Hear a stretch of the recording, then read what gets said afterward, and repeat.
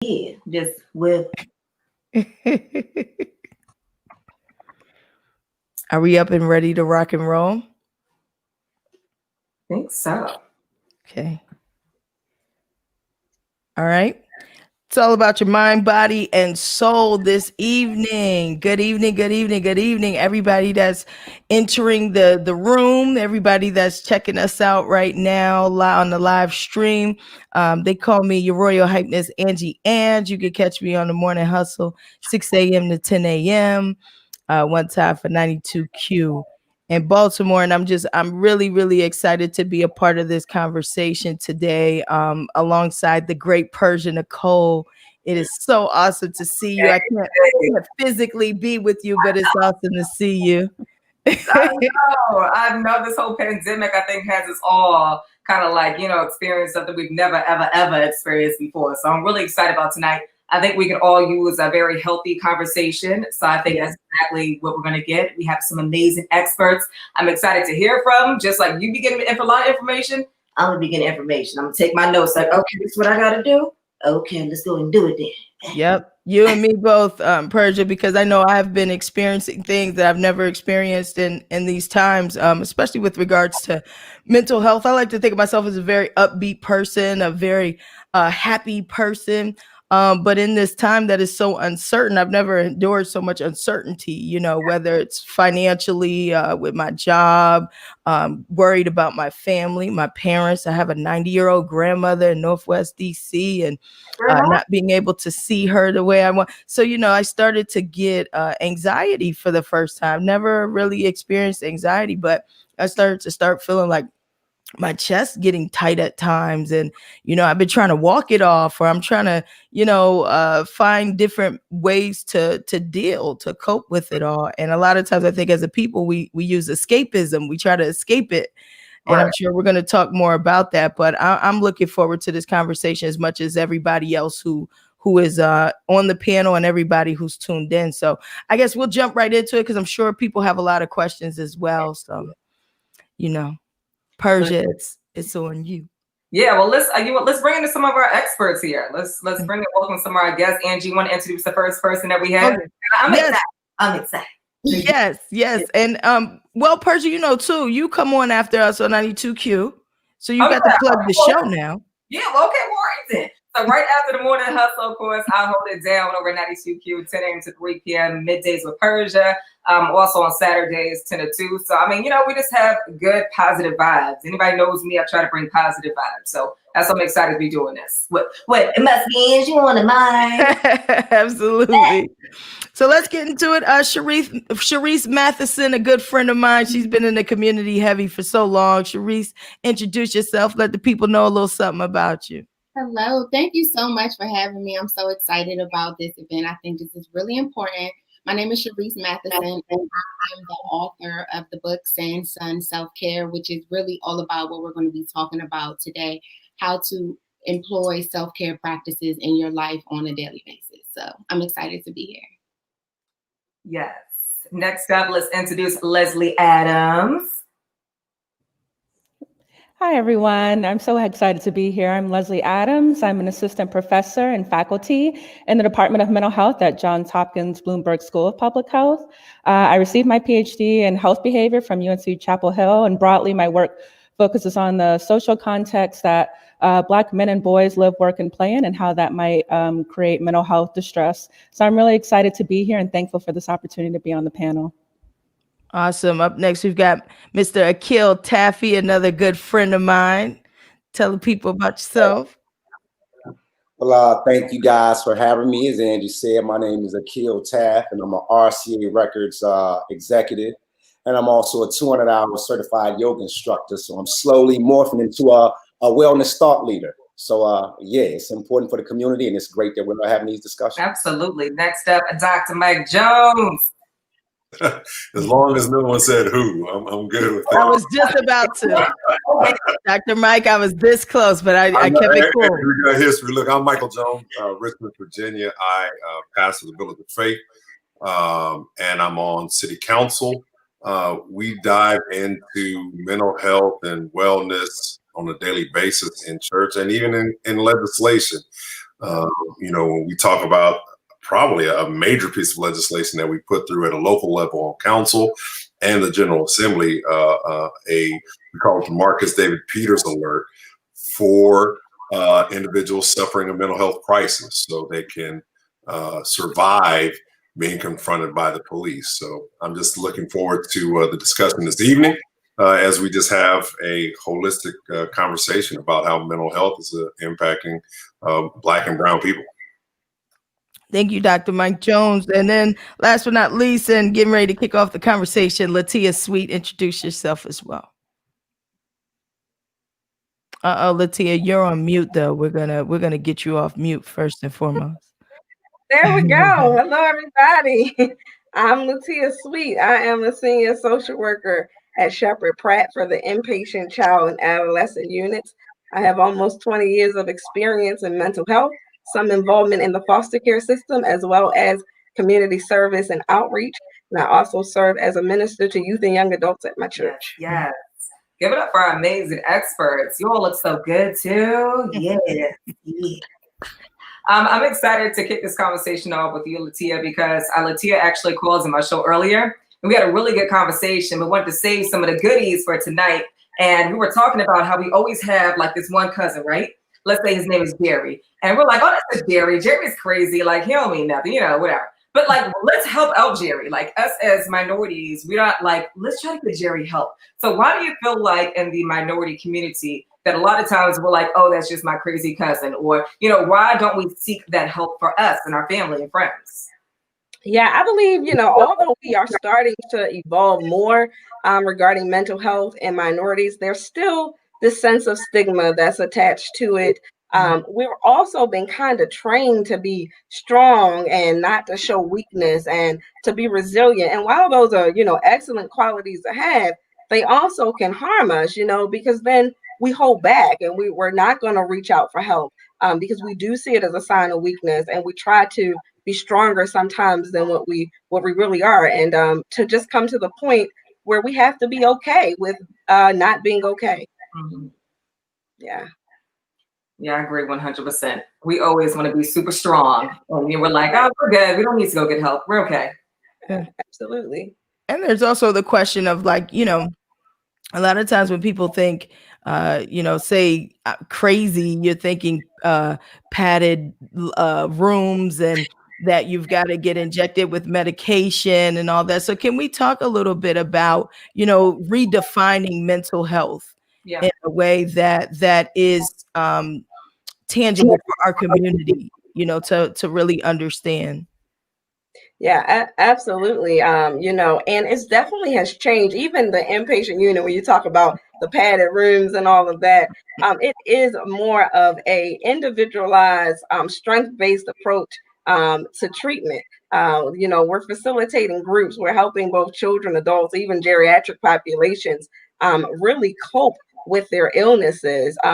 We have our psychiatrists there. We're having, group therapy and individual therapy on a very acute basis. But then, of course, connecting them to resources in the community post-discharge. And so it's more of a welcoming atmosphere. It's always scary, when you hear, someone has to get help on that level. When it comes to that point where they need to be inpatient, it can be a scary thing for the family. But no, there are people there that's really pouring in, and they're there to help them and not to hurt them at all. So, Leslie, I want to bring you in as well. Speaking on that, just that idea of being strong Black men, strong Black women, and how that impacts our communities. Yeah, it's so true. And I mean, we are the best, guardians of our own body. We know how we feel. We know when it's off, and we should feel empowered to speak up to that when we're in healthcare settings, like the one that Latia just talked about. And so, yeah, the notion of being a strong Black person, which is really important and is part of our kind of cultural strength, but also prevents us from showing our vulnerability. And it really differs by men and women. And so if you think about, the notions of like, boys don't cry, take it like a man, that may prevent, the crying and sadness and vulnerability associated with depression. And for Black women, it's, the superwoman. Black women can take it on and Black women will save the world. But we have to take care of ourselves first and put the, oxygen mask on ourselves before we can help others. And that means speaking up and getting care. Yeah, absolutely. Let's open it up to the guys as well. Like, how do you feel like men respond to depression, Black men? Well, I think men are the same as women, especially in the African American community, that we've been taught to not discuss our feelings and to swallow them. I think, especially in the African American church, I believe I can be an advocate for the mental health profession. I routinely encourage individuals, get therapy, seek therapy, get a therapist. If you don't have a therapist on speed dial, you're lacking. I mean, with my lawyer, my doctor, my therapist, and my accountant, they all roll. And I'm dead serious. And we have to have that. Where church in the African American tradition has been that place where we did screen therapy and we were able to pour out and all those different things because we didn't have anywhere really to go. We have these places now, and we have to begin to talk about it in a positive manner. That there's no different than, even with what you said with one of you said earlier, that you can't be afraid to go and have someone in. It's no different than getting your appendix out. It's no different than having a thoracic surgery. We have to begin to talk about mental health in these terms, and just you're the strong person if you're willing to go get a mental health check, colonoscopy, breast exam, all these different things. And think about all the push that we did for women around mammograms and protecting the tatas, and we made that the end thing to do, even in church, wearing pink and having individuals come down and talk about it. We have to do the same thing for mental health to remove that stigma, because we're all dealing with it on some level, and we all have family and friends that are dealing with it at their level. So, and I concur. I mean, it's incumbent upon us to continue to have these conversations. I mean, like Angie, with you in Persia, when you guys begin to express your openness and willingness to seek therapy, and people like me who, we are kind of guardians of the culture, so to speak. We're right on the forefront of culture. When they hear people like us begin to speak about mental health and being open to therapy and things like that, then it makes it, it continues to remove the stigma. And I'm actually proud of where we are, because 5 years ago, if you're sitting around playing PlayStation with your man and you're like, man, I'm depressed. Like, dude, what's wrong with you? Now it's like, dude, I'm depressed. Now it's not far-fetched for somebody, dude, you should maybe go get some help. It's becoming part of our colloquialism. So I think we just, we need to lean into this moment. I want to bring Sharice in a little bit as well, because you're a mom. And one of the big things about that I feel like, I'd be like, okay, I know I could use therapy. I feel like I need therapy, but then comes the time issue, right? Like, I feel like, especially in our communities, we don't really address anything until it's like you're actually about to break. And that's when you're usually like, okay, it's an emergency. I got to go get help. And we're trying to work a little bit. We got to be working a little bit more on being more preventative. But at the end of the day, like, you're busy and prioritizing your mental health, is I don't want to say it's hard to do, but it's just, it doesn't become a priority because, like, we deal with it. You deal. So Sharice, can you speak to just, how you've been able to balance things and find peace when there's so much going on? And then also to Leslie and Latia, like, what are the other means versus, like, I know now you can't always just go to an office. There's online therapy. Can we speak a little bit to that? Because then my other issue becomes, well, what if me and the therapist don't really click? You don't nail it on the head. Like, sometimes you get a therapist like, man, this one ain't for me. And then I'm like, all right, now, see, I knew this didn't work, so can we talk a little bit about that? Yeah, well, I'll say for me, I think one thing that I realized being a mother is that I cannot be the best mother to my son if I'm not in the best shape. So if I'm experiencing mental distress, then I'm going to inevitably impact me parenting my son if I'm not my best self. So I had to tell myself that taking care of myself and having these small moments for myself are a priority. I look at it like there is 24 hours in the day, and 1 hour of our day is really only 4% of our day. So if we look at our day in chunks and how much we give to other people, we owe it to ourselves to have at least an hour or 30 minutes, which will only be 2% of your day. So that's kind of the method that I use. What can I do for myself today that honors myself and not feel bad about doing it? Because I think that's another thing as Black women, especially when we're mothers and we're taking care of parents or responsibilities, then we start to feel bad for taking care of ourselves. So I had to retrain my mind to remind myself that I'm worthy of this time and I'm the gatekeeper of my time. So I'm going to give it to myself first, and then everyone else, including my son, gets the leftovers. Leslie, you want to go? Latia, you want to go? Sure. I can go. I think it's important to think of everything as a resource and everyone as a resource right now. I mean, with COVID, everything is now online and virtual, and not everyone has access to, the internet or phone connections or things to make that healthcare experience really helpful. So it's important to think of the people around you as a resource, the church and other folks around you as a resource.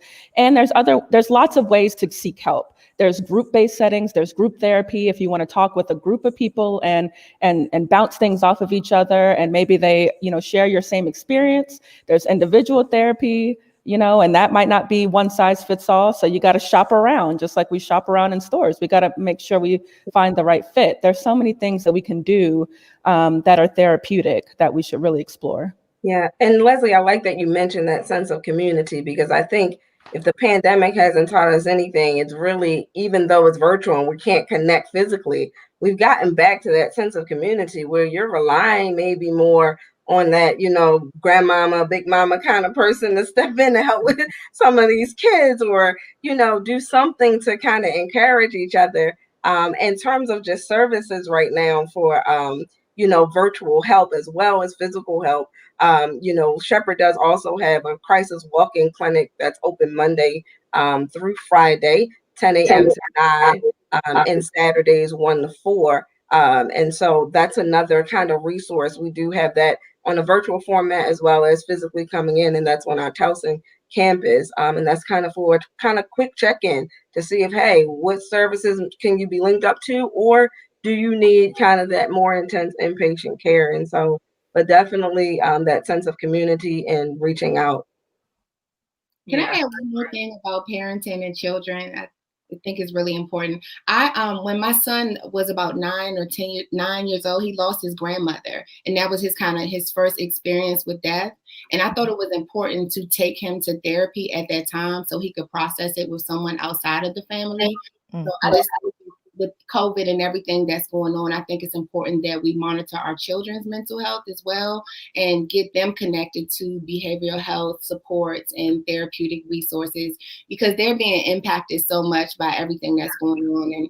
And I just feel like sometimes they're getting lost in the COVID shuffle. So we got to connect our children to mental health resources as well. Yeah, and I want to second that too, Sharice, because I have 2 seniors in high school and also elementary level school kids. And it's like, they didn't experience a prom or a real graduation. And granted, when you become an adult, those things, they seem minuscule or minute, but when I was 17 and 18 back then, it was a really big deal. So we really have to, dial in and pay attention to them and monitor them. Yeah. Really quick, I want to shout out our sponsors for tonight, and thank you for everything. Nami Maryland and Shepherd Pratt, big sponsors for tonight. Thank you for that. And I want to encourage you to also submit some questions in, because we can ask some of our experts some things that maybe Angie and I haven't thought of. So submit your questions. I see some of your responses on here as we're talking. Shout out to everybody that's saying different things with that. I want to move it on, and I really have always wondered this. Why do you feel like Black Americans have a challenging experience in the mental health care system? Like a lot of Black Americans, they go through things and, they might go somewhere and they can't succeed in what they were trying to do. Who wants to kind of dive into this one? I think everybody has experienced something like this before. Leslie, I see you shaking your head. Do you want to answer this question? I can certainly start, and I really welcome my other panelists to jump in. But I mean, one thing, my research, I'm a researcher and public health professional, is history. And minorities and Black bodies particularly have been historically devalued and exploited in the healthcare system. And mental health is no exception. And so, you know, trust or lack of that, which is mistrust of the system, is something that I work with and study along with some really exceptional colleagues. But I think it all goes back to experience. You know, are Black patients having the same experience, or minority patients having the same experience as others? And largely the answer is sometimes. And some of our studies show that, you know, sometimes the interactions are off at the patient and the doctor. Discrimination can exist in the healthcare setting, and racial discrimination is no different. And so some of these things really kind of diminish and make the healthcare experience much worse for Black patients, but not always. So I'm really wondering what the rest of the panelists think about this, because this is a question that researchers are always trying to figure out and improve upon. I personally think that a lot of times when we go into these places, we don't see people who look like us, you know, because again, it's still a rarity. It's still a rarity for us to even accept and be open to therapy. You know, same thing with me as a yoga teacher. When I first, I mean, it's not as weird as it is to see a male, heterosexual male in a yoga studio, but you know, when you really do some research, you find out that a lot of professional sports teams, they incorporate yoga into their practice. Bruce Lee was a yogi. Huey P. Newton was a yogi. So when you begin to research, as with most things, we pretty much started, but it's co-opted by Western culture, and we are led to believe that it's not for us. Well, another thing too is, you know, all you need is Jesus. That's what we heard. You know, we've heard that since Brush Arbor, you know, religion. And so that's been our thing. And I think the danger is, and I want to say this, Ange and everyone else, that we have to be real careful as pastors.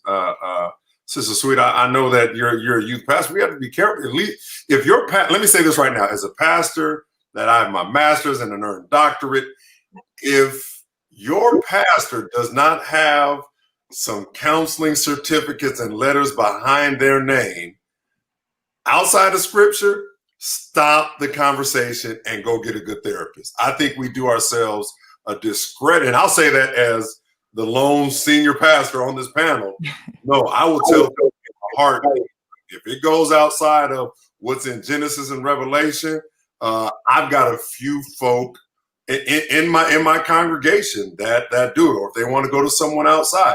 I encourage people, and I tell them up front, and when they, Pastor, we want to talk, I'm like, okay, look, if this goes down a certain lane, I will refer you out. We're only going to meet one, maybe two times, and after that, I need to help you find someone to that will really be able to assist you. Y'all don't think your pastor has the end all be all. You know, scripture, man, yeah, it is good. I can preach from it. I can quote it, but you need a good therapist. The one thing I was shocked, I was praying. We have a therapist, a young therapist. She just started out, and man, I've been praying for her, and I'm like, Lord, help her get her business off the ground, because especially COVID hit, and I called her up to refer someone to her. She was like, Pastor, I'm booked. I can't take anybody. I'm like, well, I guess I can stop praying for you. But yeah. I mean, it's interesting just how quick she booked up in a few months, but that's great though. And she's servicing, she's a young sister, you know, mom, wife, awesome. And she's servicing the African-American community, which is huge. And I'm such a huge fan, and I'm so uber proud of her. But y'all, please don't think that just because you go talk to your pastor that, oh, you done got the help that you need, when honestly your pastor needs help. I mean, you know, I do the stuff I see, the stuff I go through, man, I go cry on somebody's couch. But we need to understand the African-American community. James Baldwin said this a long time ago, that to be Black and conscious of it, we are in a constant state of rage, and or I'll take it one step further, a constant state of trauma. I mean, I'm hearing gunshots in my district just about every other night, and kids are hearing this, and trauma-informed teaching, whether it is or isn't happening. You know, this I want to applaud everyone that is making this conversation happen tonight. This because it is so sorely needed. Yeah, you said the right thing. Refer, and that's for anybody. No matter what background you have or your experience. Once it gets outside of your scope, refer. You hit it right on with that.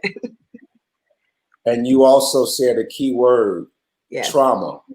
We are absolutely experiencing current trauma, not post-traumatic trauma syndrome, current traumatic stress syndrome. Well, I was born and raised in Chicago. My younger cousin, when you look at his IG page, it reads almost like an obituary. Like every 7 to 10 posting is a T-shirt, is a RIP, and it's like he's in his mid-20s.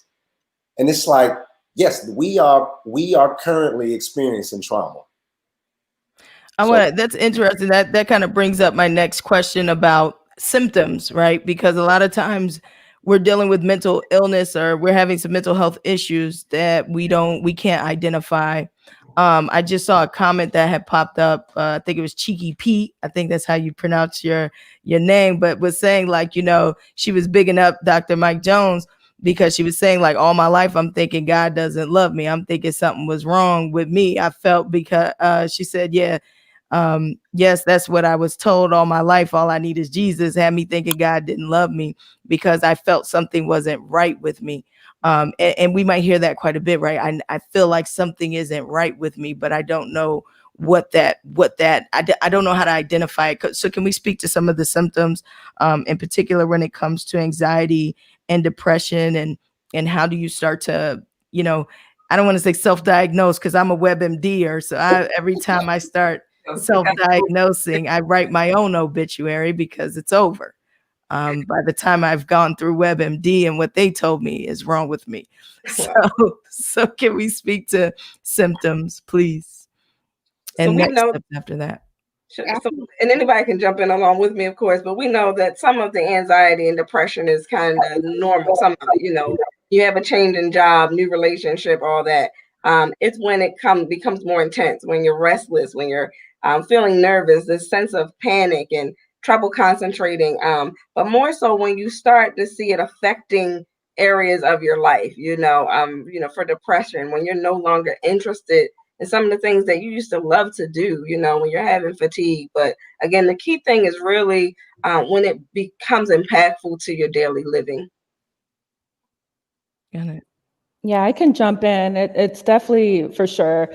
The key thing to think about is when it's disrupting relationships, when it's disrupting your way of functioning and your everyday way of life. You are the guardian of your body, and you know your body better than anybody else.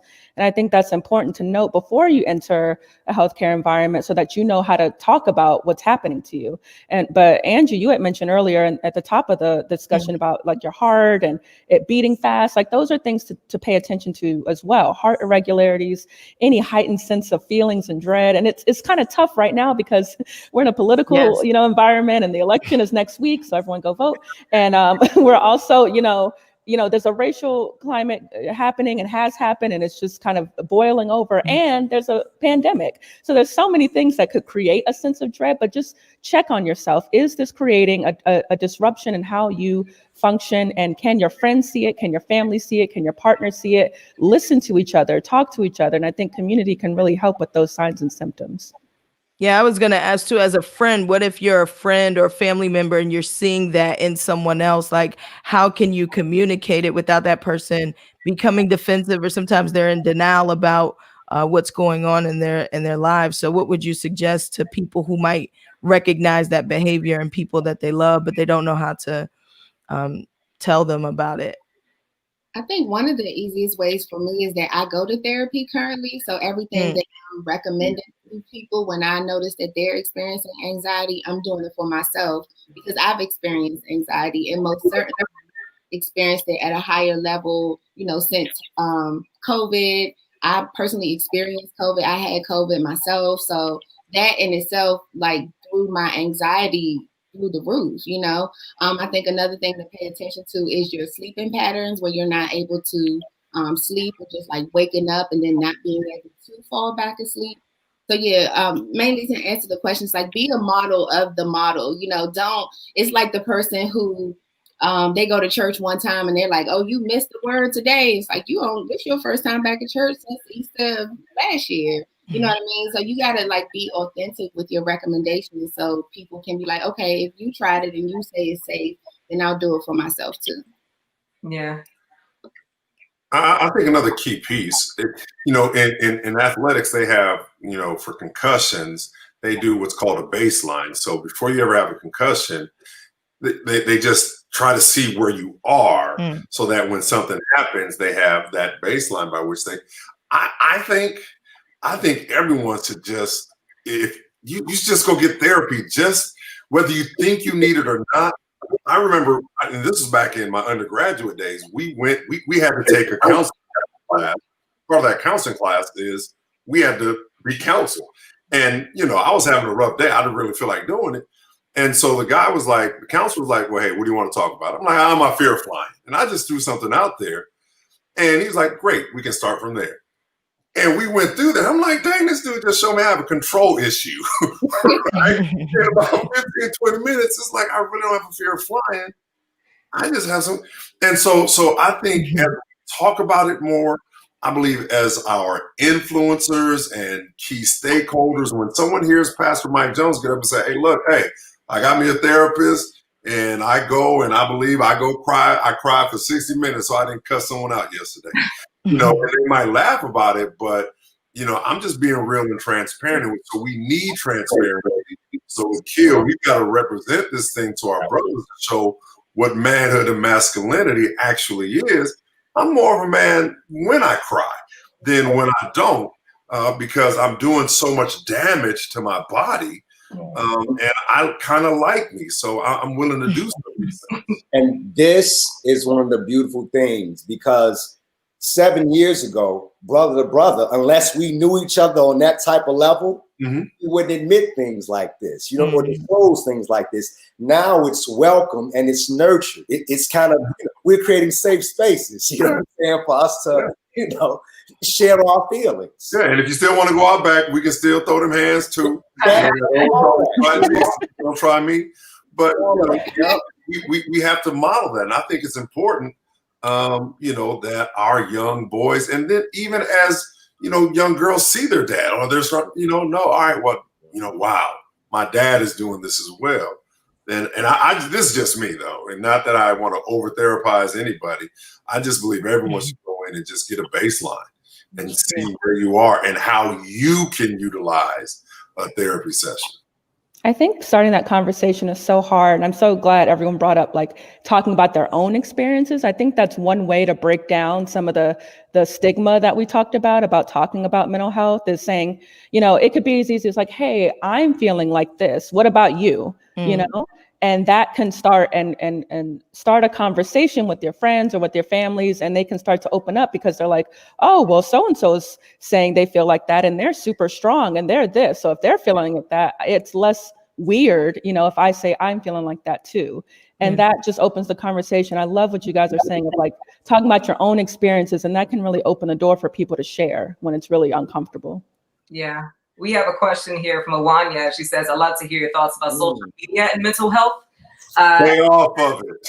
I know, like social media is a monster. I mean, you get the bullies, you have the people that you feel like you need to look like. So now you need to eat a certain way to be like this person. I mean, you have the Kim Kardashians of the world. Like, what is your thoughts on social media and this mental health?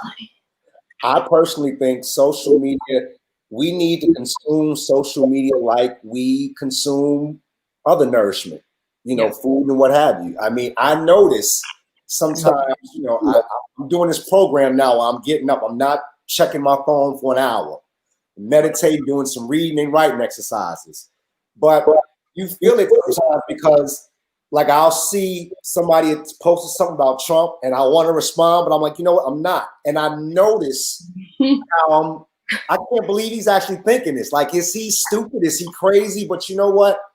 It's one of those things about recognizing it and just being mindful and patient in how you're going to respond. And sometimes it is not responding. Sometimes it is not following the quote unquote Kim Kardashians or the perfect 10s or the guy who's always in front of his Bentley and the $900 shoes. Sometimes because that's not mentally nourishing, mentally and spiritually nourishing. So you just, I don't want to say it's on you, but you have to take some control and turn it off, like stop it. Yeah, you're right. Everything in moderation, right? And oftentimes social media, it has its positives and it has its negatives, but in terms of mental health, it will help to kind of exacerbate that comparison syndrome, you know, or what the younger kids say, fear of missing out, FOMO, I think is what they call it. Because you see everybody else, even in COVID, you're like, oh, somebody painted that wall? Oh, I need to go get some paint my wall, you know? And it's that idea of it's only going to show you what they want you to see anyway.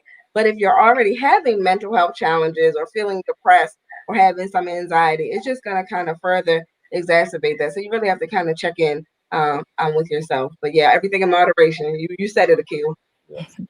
And all these social media platforms have timers you can use. I have a timer on my Instagram that says you have gone over your 30 minutes. And Dang, you only doing 30 minutes for the whole day? No, I sometimes keep going. I'm going to be honest right here because it's a place of honesty. But it at least lets me know, and you can set it for whatever time you need. And so if you're on there all day, and that affects your mood, then try and have other things set in place like timers or things from the app itself that can tell you, hey, it's time to get off. But it's like the alcohol, mottos, use responsibly and don't be afraid to unfriend people. That's perfectly fine. I think turn your notifications off too. That's something that helped me because we have like text, we have emails, we have, if you look at technology in general, with our phones, these notifications are going off all day and you could be trying to focus on a singular task and an Instagram alert. The next thing you know, you on somebody's page that you didn't even belong there. So I like to turn my notifications off and then I can check in blocks versus checking it every single time a notification comes through. And being in politics, I kind of stay up on it. I stay on it a little too much. I can't block or really unfriend anybody because it's a political thing. I can't do that. But my wife kicked me off, man. She kicked me off. But she kept going back and telling me, baby, they said this. I'm like, girl, you can't tell me what they think. So she kicked me off, but she's still engaging you. I'm like, baby, I might as well be on because I'm not gonna lie, it does bother me. I am human. I am human. Much as I'll sit here and say it don't affect when someone gets at the Dr. Mike Jones and they talking some nonsense and they lying, it's like, dude, I want to pull up. And I called this one cat. I'm like, bro, you got 15 minutes to take that down. Or, hey, we're going to have an issue. And so, I think, but from a mental health standpoint, you get to control your timeline. You get to control who you follow and who speaks into your life. And honestly, Akil, I'm just kind of like you. If I don't talk to you on a regular basis, there's no way you're going to get on my timeline and speak to me 24/7. It just isn't happening. So, I've got Yiddish proverbs coming in, I'm listening to some really dope stuff that inspires me. So when I look at it, I'm like, oh man, that's dope. And just keep it moving. But for all that nonsense, man, the beauty is you turn it off and just how much peace you get. Because when June did kick me off, Angie, man, I was in heaven. It was good. Come on now. That's so I can't agree more. It's funny, like my parents don't do social media at all. So they don't know the firestorm that's brewing online. And then my mom's an attorney with the district court. So like when we see Trump do things and she's like, why is this news? Because I'm like, well, everybody going crazy. She's like, well, legally he can't do it. So why are you concerned? But it's funny because, when I'm on social media, it's like a fire. It's when I get on Twitter or Instagram, it's like the world is on fire. And I remember getting off for like a day and again, hanging with my parents who don't know what's happening on social media. And it was like, everything was okay. They were fine. And then I go see my grandmother. She's not on social media. Everything was okay. It was fine. And it was like a very peaceful day. And it's like social media adds so much fuel to a fire that's not really there. It's like it's there, but for most people, it's in their mind and in their Twitter fingers more than it is actually happening. And, I don't know if you guys got a chance to see Social Dilemma on Netflix, but it spoke to very good little documentary. But they had the engineers, the people that constructed Twitter and YouTube, and they spoke to algorithms, how everything is designed for you to only see what you want to see. So the computer, your phone is constantly sending you more of what it thinks you want to see to keep you as engaged as possible. Because as long as you're engaged, as long as you're on that phone, they're making money. Facebook's making money. YouTube's making money. So however they can keep engaging you, they will. And I just wanted to speak to, like, what are other ways we should be engaging? What are other things we can be doing? Because at the end of the day, the social media is very accessible, especially for young people. You're trying to find connections. You're no longer connected with people the way you used to. You're not in school anymore, in the classroom. You're not in work by somebody. So what other ways can we engage, or what other things can we do outside of our phones to kind of help us bring down the rage that's on social media? COVID has that being an obstacle right now, I think. But while we're on quote unquote social media and these platforms, do things like this. It's not about shoes or, not even an artist or a song, you know what I'm saying, or an advertiser. It's about mental health in our community. So it's about being a responsible user, a responsible advocate with our social media and social activity. I mean, when we talk about what can we do, I think the blessing in this pandemic was to see just how busy I was. And when everything stopped, I'm like, God, thank you so much, because I didn't have enough willpower or whatever else to just shut everything down. And I don't think we should, I don't care how busy or successful you are. We cannot just work ourselves to the grave. And so for me, this is campaign season. Election is November 3rd. Early voting is going on. Get out to vote. Get out to vote. Have a plan. I couldn't knock doors. My last cycle 4 years ago, I was knocking doors from March until November, and I can't do that really right now. Plus, I'm unopposed, so thank God for that. But the one thing I've been doing, walks. I just walk. I'll just walk my communities. And as I catch people getting out, hey, how you doing? And it's been a very peaceful time. You've been able to be socially distant, watch the distance. We've been able to do that, but just some basic things of working on your mental health, listening to the birds. God can speak to you in so many different ways, with leaves falling and birds chirping. I mean, God is in so many of these different things. And I'm not talking about necessarily pantheism or anything of that nature, but I'm sorry, God is in the midst of all of that. And I think you can see so much beauty when you just stop and just good old fashioned walk the block, walk in a neighborhood, walk in the country, be safe, walk in the park. And again, those are great mental health checkups, because if you can't unplug, you might need, and again, I know I'm plugging all y'all, and I'm going to advocate for your profession. If you can't unplug, something might be going on. If you always have to have something, if you can't deal with peace and just stillness, you might need some help. Yeah. And also, finding peace and contentment in small things. And I think many of us hit on that, just finding something to do every day, whether it's a walk or, you wonder why so many of the old shows are trending, people on Hulu and Netflix watching things from like the 90s. I think it's something about nostalgia, that brings some joy. You know how it is. I mean, you guys are on radio, you throw some old school, hip hop, R&B on, and people thinking about where they were, who they were booed up with at that time, what trip you went on with your girls or your boys when that song came on. It does something, for your psyche and puts you into a joyous state. So sometimes just kind of some positive nostalgia helps as well.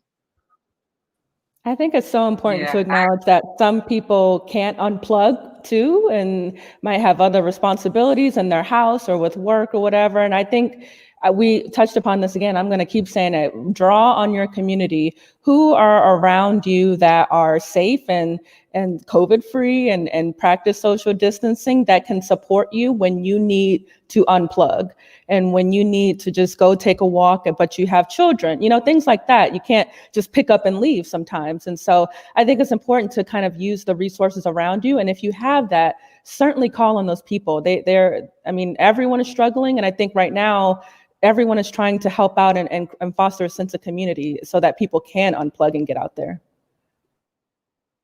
Yeah, I want to remind everyone watching right now that you can continue to ask questions. We're going to read them back and get some answers from all the experts here. And while you were here too, I want to talk about the holidays. Okay, so holidays officially here. Of course, Halloween is this upcoming Saturday. Then we have Thanksgiving, then we have Christmas, and we have COVID. Okay.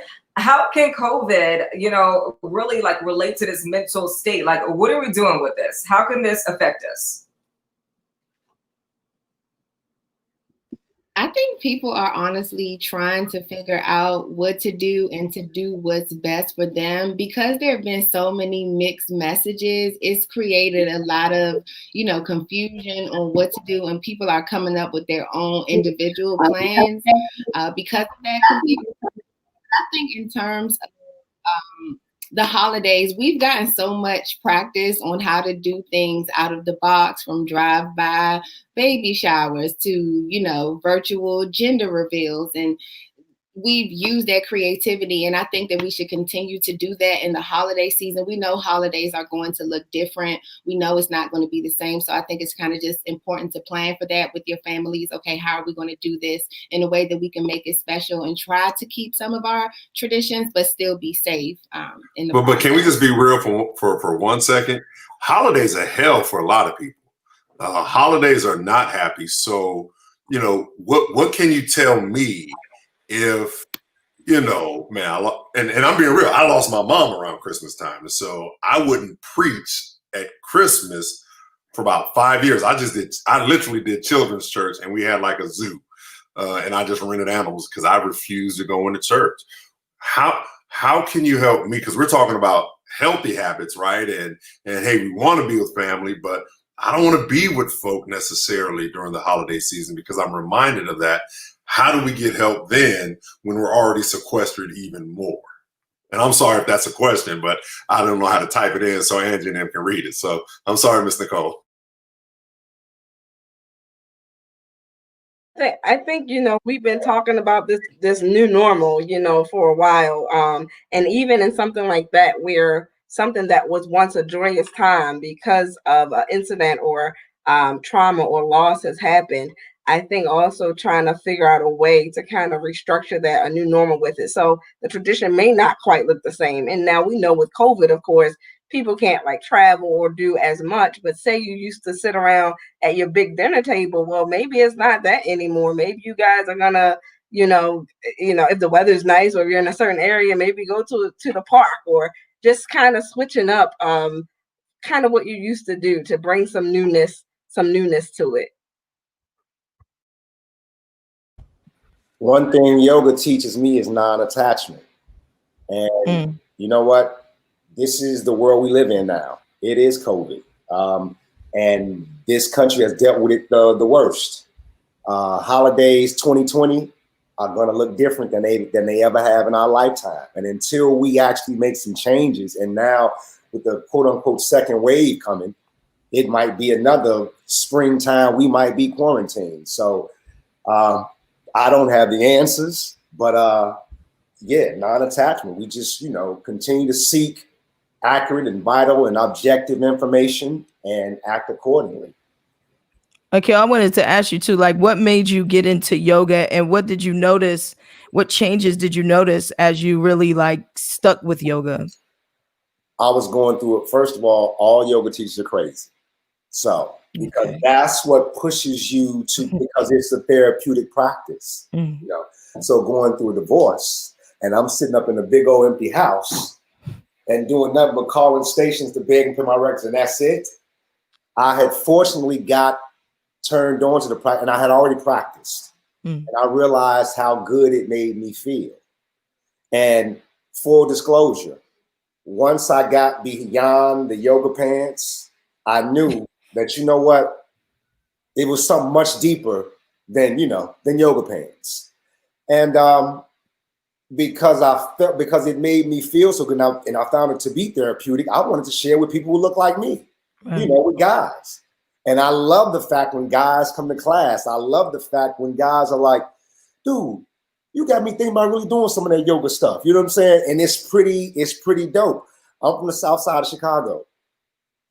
The guys who I grew up with, the response off the break, because I was a little, I wasn't posting it, the push-ups, the pull-ups, the weights, and that whole bit, I'd post that. But when I first started posting me leaving a yoga class, they're like, dude, like, that's pretty dope, texting me and emailing me and things like that. And Easy Street was the first person in the music industry who's like, bro, like, yeah.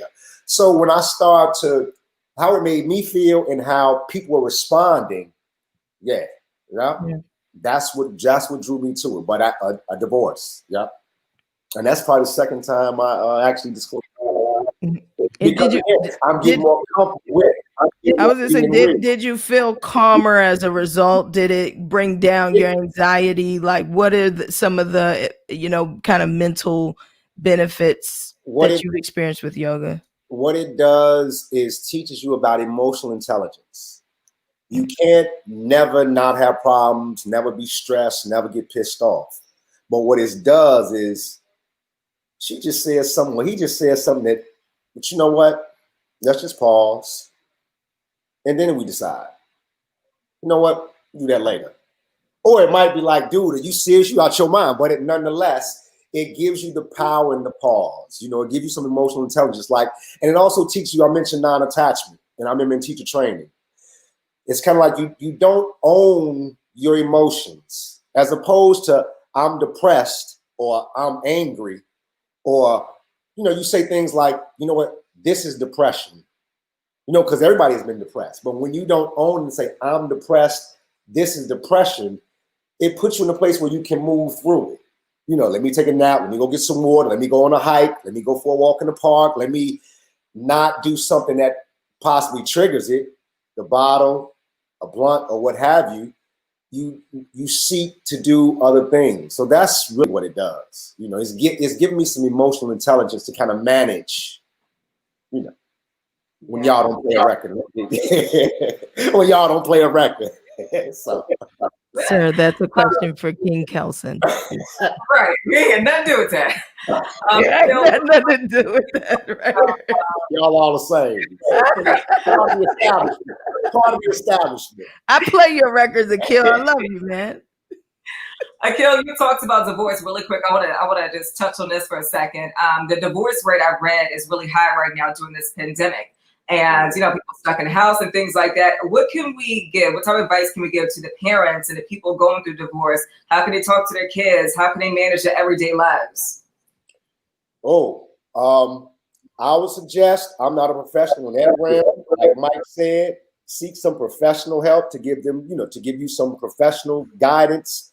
But yeah, like that cohabitation and the different dynamics change, it has done a whopper. It has done a whopper to not just our community, but people, period. So I would suggest seek some professional help because, again, I don't have all the answers. I'm still, I'm mindful and that whole bit. I'm still going through my journey, And that's the thing when people see that I'm vulnerable as well, because that's one of the things I think people have responded to my yoga because I think it's accessible. You're not going to get a guy putting his leg behind his head and tying it or not. You're not going to get that. But you come to my class, you'll build some strength, some flexibility. You'll get you a few key tips on how to, manage and garner some emotional intelligence. And it's like, okay, like I love when people are like, dude, I felt amazing the next day. Like, yo, like I want to come back. So things like that. Well, the professionals chime in on that as well. I mean, I think any kind of change can have an impact on your mental health, but divorce is a stressor. It is a change in your home environment, in your living environment, in your emotional environment. So all of these things can really come together. And it's really important to tackle all of those things piece by piece and not expect it to just get better overnight. I think it's important to have patience in that process. I am not married, so I cannot speak to divorce, but I know about the research about change and mental health and stress. And if you think about it as a stressor and a change in environment, and seeking professional help can really help tackle those things in a really, important and healthy way. Yeah, and just create that open dialogue. When you mentioned Persia, the children, oftentimes, in a divorce or in some type of separation, is the adults that are kind of going at it and not, and the kids sometimes will actually clam up, they'll retreat some because they don't want to feel like they're adding, more to this, but they're also dealing with their own emotions. So finding that time to really kind of also, check in with them, put your feelings, to the side somewhat, to really be able to be present for your children and what they might be experiencing as a result. Yeah, as we get ready to wrap up, we got about 5 minutes left. Again, if you have any questions, go ahead, throw them in real quick before we go. You got some great people here that are willing to listen and give you support and feedback. I see one question from Ernestine Thomas. Does the yoga detachment make someone ignore the problem instead of dealing with the problem? I'll give that to Akil, and then if any of Latia or Leslie, if you all want to jump in on the difference between detachment and avoidance, I guess. It's not to make you ignore it. It's you don't own it, because again, everybody has experienced depression. Everybody has experienced anger. So it's kind of like a perspective. Everything is perspective. So again, when you, as opposed, like that worked wonders for me. You know what? Not I'm depressed. This is depression, and that's not me. I still have it. I'm just dealing with it from a different POV in a sense. So I hope that helps. Because again, when you if you ignore it and don't treat it, it will, come back to haunt you. But if it fester, that creates stress, and that's no good for you either. Right. And I think that's important to distinguish between detachment and avoidance. Leslie or Latia, if you want to ignore it, because it'll come back. You can't ignore it. Yeah. And I think what Akil's also getting at is kind of the idea of giving it a name. You know what I mean? It's almost like that first step of, you have to accept that there is an issue before we can deal with it. And so I think the terminology of detachment is not, like we said, is not to avoid it, but it's to give it a name so that it doesn't necessarily feel so personalized to you, but that this is kind of a more normal thing. And now I know what steps to take, because and you can manage the symptoms of depression or anxiety or what have you.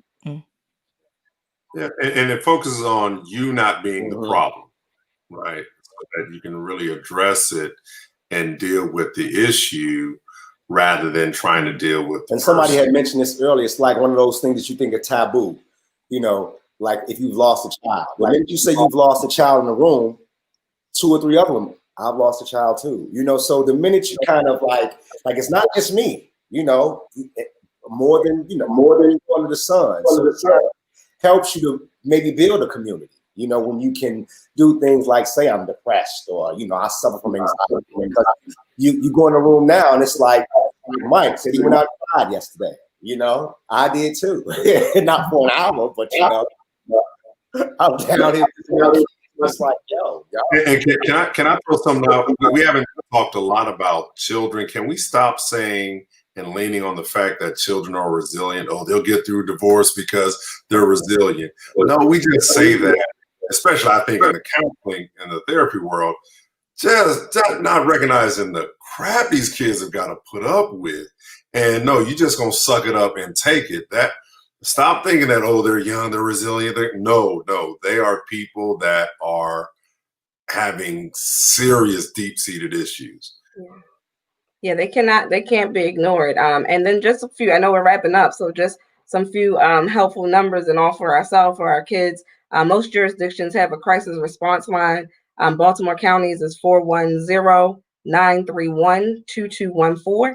And also in these settings, I also like to throw out the suicide prevention number of 1-800-273-8255, 1-800-273-8255. And as I mentioned in the beginning, feel free to stop on by Shepherd Pratt's website, www.shepherdpratt.org, for some additional resources and information as well. And if anybody else wants to throw out some more resources, that'd be great too, to help everybody get through mental health right now.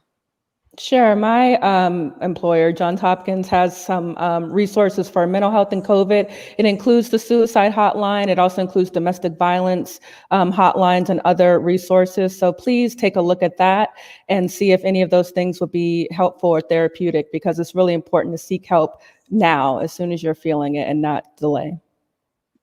And I also wanted to share, for anyone who's looking for a therapist, Psychology Today is a great website, because you can look for a woman, you can look for an African-American therapist. So you can really read someone's bio and attach to a therapist that can meet your needs. And if anyone is looking for additional self-care tips, my website is www.sandsunselfcare.com.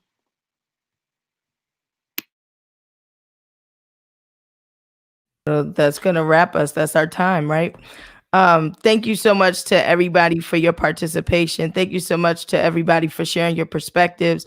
I hope people watching this, that you feel like you're not alone. I think that's most important, that you know that all of us here that you're looking at care about you if you don't feel like nobody else does and wants the very best for you.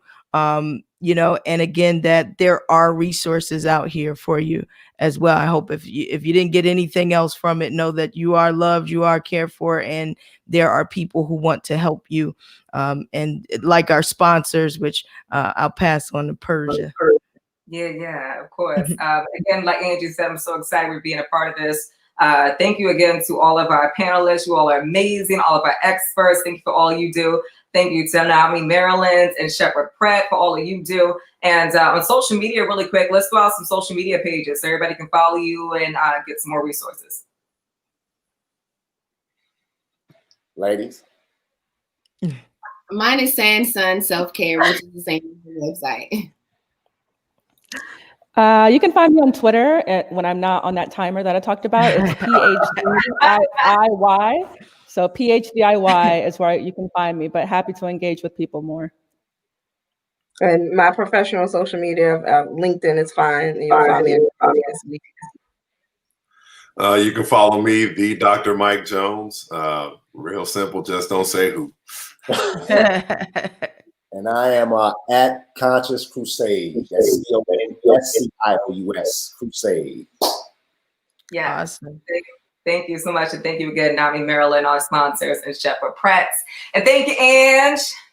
Absolutely. I'm about to go to sleep, y'all. I love you, but this is bedtime. Morning hustle. We kick things off 6 a.m. to 10 a.m., which means in order for me to be mentally prepared and in a good space, one must get enough sleep. So I am about to go to sleep. Persia, Nicole, thank you so much for all that you do. Appreciate your spirit in the middays. That's so needed on 92Q and just the whole Baltimore family, Baltimore community. Actually, I was in West Baltimore. I'll tell you that story later. But I was in West Baltimore at a basketball tournament. Shout out to Charm City. Okay, Charm City basketball tournament. And it was fun. It was cool. But I was like, okay, West Baltimore, I see you. Have fun. Have fun with y'all. But, thank you so much for the love. Thanks, y'all. Shout out to Ryan, the lion over there in Magic. He's middays over there too. Make sure you hang out with him and Yada and along with myself. Appreciate y'all. Good night. Good night.